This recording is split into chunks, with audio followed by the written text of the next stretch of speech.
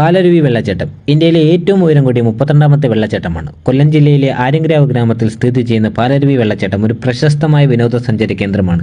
സന്ദർശകരുടെ കണ്ണും ഹൃദയവും കവർന്നെടുക്കുന്ന വിസ്മയിപ്പിക്കുന്ന കാഴ്ചയാണ് പാറക്കെട്ടുകൾക്കിടയിലൂടെ ഒഴുകുന്ന പാൽവെള്ളം. വെള്ളച്ചാട്ടത്തിലെ ഉന്മേഷദായകമായ തണുത്ത വെള്ളവും വിദൂര പശ്ചാത്തലവും ചുറ്റുമുള്ള ഗ്രാമത്തിന്റെ നാടൻ ചാരുതയും തിരക്കേറിയ നഗരജീവിതത്തിന്റെ തിരക്കുകളിൽ നിന്ന് രക്ഷപ്പെടാൻ ആഗ്രഹിക്കുന്ന വിനോദസഞ്ചാരികൾക്ക് ആവേശകരമായ അനുഭവം നൽകുന്നു.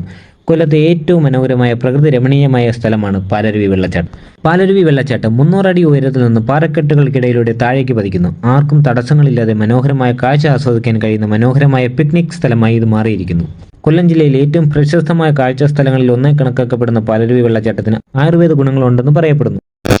കേരളത്തിലെ കൊല്ലം ജില്ലയിലെ ആര്യങ്കാവിനടുത്ത് സ്ഥിതി ചെയ്യുന്ന ഈ വെള്ളച്ചാട്ടം കൊല്ലം ജില്ലയിലെ പ്രധാനപ്പെട്ട വിനോദസഞ്ചാര കേന്ദ്രങ്ങളിൽ ഒന്നാണ്.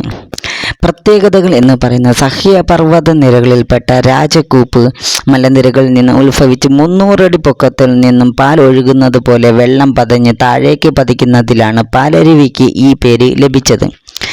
മഞ്ഞുതേരി കരിനാലത്തേഴ് രാജകൂപ്പ് അരുവികൾ സംഗമിച്ചാണ് പാലരുവി വെള്ളച്ചാട്ടം രൂപപ്പെടുന്നത്. കല്ലടയാറാണ് തുടക്കം. രാജവാഴ്ചക്കാലം മുതൽ തന്നെ ഒരു സുഖവാസ കേന്ദ്രമായി പാലരുവി അറിയപ്പെട്ടിരുന്നു. രാജവാഴ്ചയുടെ അവശേഷിപ്പുകളായ കുതിരാലയവും ഒരു കൽമണ്ഡവും ഇവിടെ ഇപ്പോഴും നിലനിർത്തിയിരിക്കുന്നു. ഇവയും സഞ്ചാരികൾക്ക് ഇഷ്ടപ്പെട്ട കാഴ്ചയാണ്.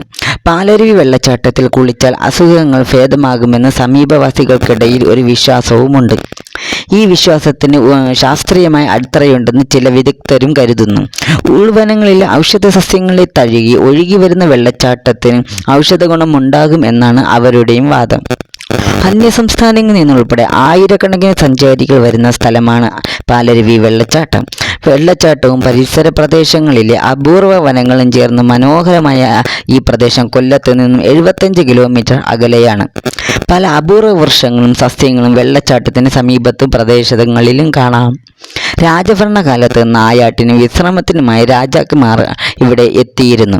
കരിങ്കല്ലിൽ തീർത്ത വിശ്രമ മണ്ഡപങ്ങളും കുതിരാലയങ്ങളുടെ അവശിഷ്ടങ്ങളും ഇപ്പോഴും ഇവിടെയുണ്ട്. കൊല്ലവർഷം 1099 ഉണ്ടായ വെള്ളപ്പൊക്കത്തിൽ പാലരുവിയിലെ സ്നാനഘട്ടം തകർന്ന് തരിപ്പണമാവുകയും രാജാക്കന്മാർ തെങ്കാശി കൊട്ടാരത്തേക്ക് ശ്രദ്ധ തിരിക്കുകയും ചെയ്തതായി പറയപ്പെടുന്നു. ഇതാണ് പ്രധാനമായും പാലരുവി വെള്ളച്ചാട്ടത്തെക്കുറിച്ചുള്ള കാര്യങ്ങൾ.